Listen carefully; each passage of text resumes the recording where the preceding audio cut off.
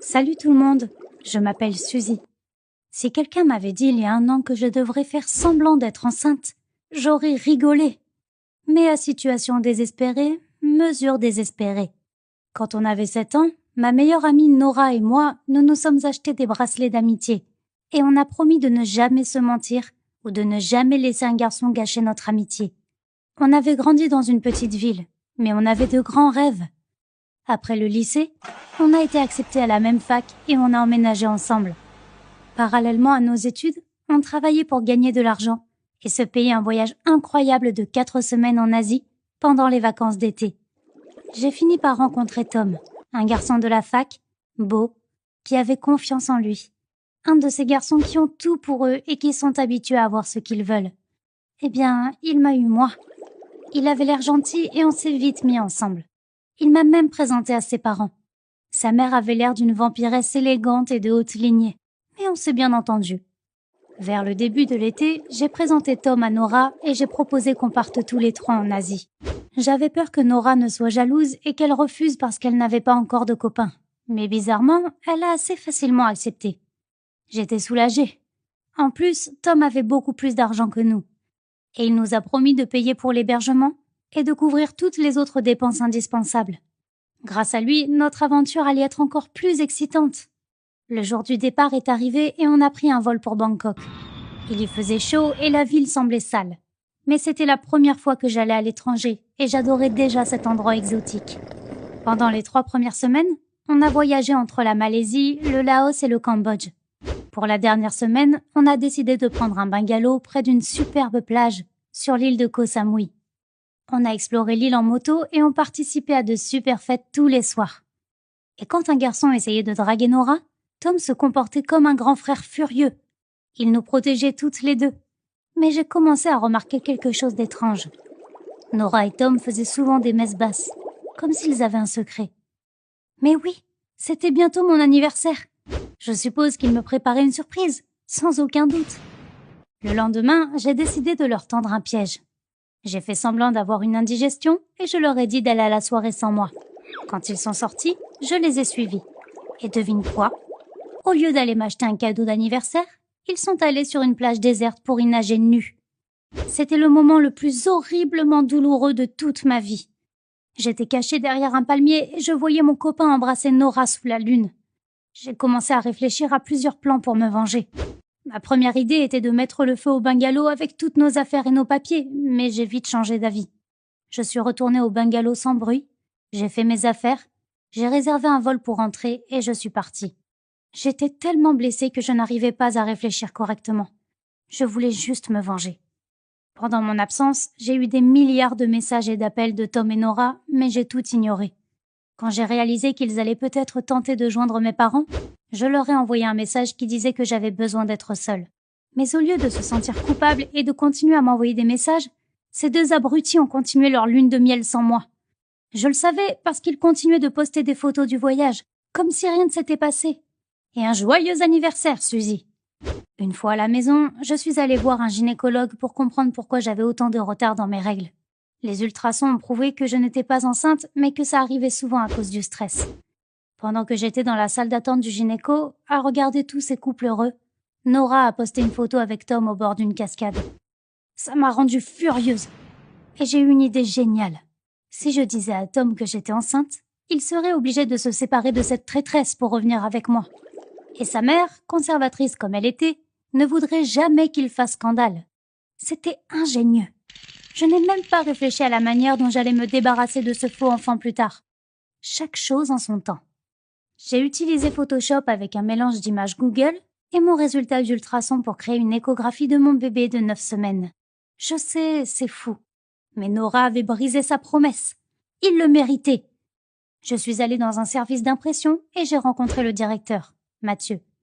Il m'a aidé à choisir le papier adéquat pour l'impression et il m'a regardé d'un air un peu suspicieux. J'avoue qu'il était très beau. Je lui ai menti et je lui ai dit que cette photo allait servir pour un projet d'école. Il m'a souri et j'ai fondu sur place. Tom ne m'avait jamais regardé comme ça. Je voulais lui demander son numéro, mais je me suis arrêtée dans mon élan. Il fallait d'abord que je prenne ma revanche. Tom et Nora allaient rentrer d'Asie dans 3 jours. Je leur ai proposé de manger ensemble pour m'expliquer. J'ai fait semblant de ne rien savoir et j'ai pris Tom dans mes bras. Je lui ai montré la photo et j'ai dit que j'avais dû partir brusquement de l'île à cause de ma grossesse. Que cette responsabilité m'avait fait peur. Nora essayait de ravaler ses larmes. Elle a trouvé une excuse bidon pour quitter le restaurant. Tom voulait la suivre, mais j'ai fait semblant d'avoir des vertiges et ça l'a obligé à rester et à me reconduire chez moi. Tom était paralysé par la nouvelle. C'était vraiment sadique, mais je jubilais en le voyant dans cet état. Dans la soirée, j'ai envoyé un message à Nora pour lui demander pourquoi elle avait eu une attitude si étrange. Mais elle n'a même pas répondu. À côté de ça, Mathieu m'a demandé en ami. Il avait dû me trouver facilement vu que mon nom était marqué sur la fausse photo du bébé. J'étais bouleversée par la soirée. J'avais besoin de me détendre et d'oublier ça. Alors j'ai accepté de revoir Mathieu. Étonnamment, la soirée s'est très bien déroulée. Il était intelligent et très mignon. Il m'a emmené au cinéma et ensuite on s'est promené. Il m'a reposé une question sur la photo de la grossesse, mais j'ai eu un peu honte. Alors je l'ai tournée en dérision. Notre moment à deux a été interrompu par ma mère qui m'appelait. Mes parents et ceux de Nora étaient voisins et amis. Alors Nora avait sûrement parlé de ma grossesse à ses parents. Ma mère me criait dessus. Alors j'ai raccroché et j'ai expliqué à Mathieu qu'elle avait perdu la tête. On s'est embrassé langoureusement en se disant au revoir et j'ai compris que je venais de rencontrer quelqu'un de très spécial. Après quelques jours, Tom m'a invité chez ses parents. Il m'a laissé seule avec sa mère. Elle m'a regardé d'un air très sévère et elle m'a demandé de lui montrer la photo.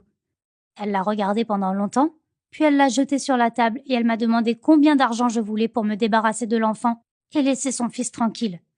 Ça m'a beaucoup vexée, même si je n'étais pas enceinte. Elle m'a tendu un chèque de 15 000 € et elle m'a fait comprendre de bien réfléchir à son offre, parce que sa famille n'allait pas me laisser tranquille avec ce bébé dans le ventre. Elle m'a dit « Vois ça comme mon cadeau d'anniversaire ». Maintenant, je comprends pourquoi Tom était un vrai connard. Cette famille. Mais d'un autre côté, 15 000 €. J'avais très peur, alors j'ai promis d'y songer et je suis partie. En sortant de cette maison de l'horreur, je suis allée directement chez Mathieu.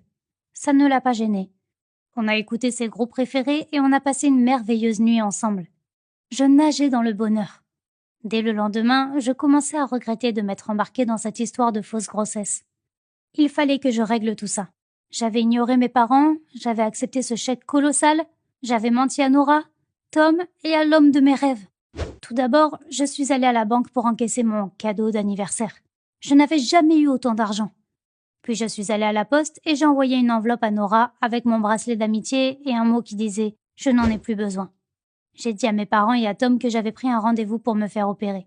Mes parents étaient absolument outrés, mais je leur ai dit que c'était ma vie et mon choix. Ensuite, j'ai réservé une chambre dans un hôtel de luxe de la région. Je suis allée voir Mathieu dans son bureau avec des donuts et je lui ai proposé de prendre quelques jours de congé pour qu'on passe du temps ensemble et qu'on se fasse plaisir. C'était la manière parfaite d'éviter tous ceux qui me croyaient enceinte. J'ai promis de tout payer.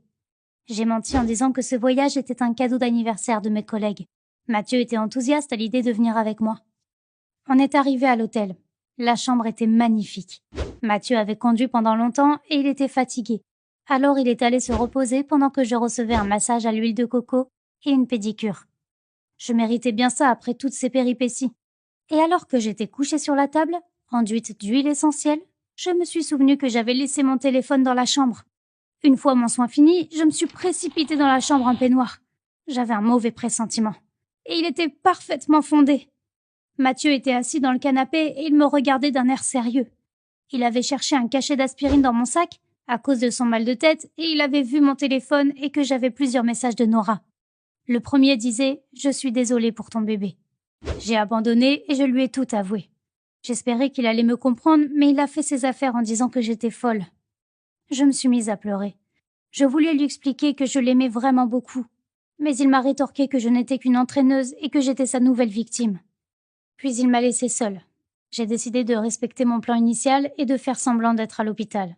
J'ai profité du spa et de la nature environnante et j'ai attendu que mes 5 jours de prison se terminent. J'avais le cœur encore plus brisé que quand j'avais vu Tom et Nora sur la plage. Et voilà, j'avais passé les vacances les plus bizarres de ma vie et c'était l'heure de la rentrée. Mathieu refusait toujours de me parler et Tom et Nora se sont officiellement mis ensemble. Et je ne leur parle toujours pas. Mais au moins, je ne suis plus entourée de traîtres. Et j'ai un peu d'argent pour alléger ma douleur. Voilà mon histoire. Aime la vidéo si tu l'as appréciée et abonne-toi à la chaîne.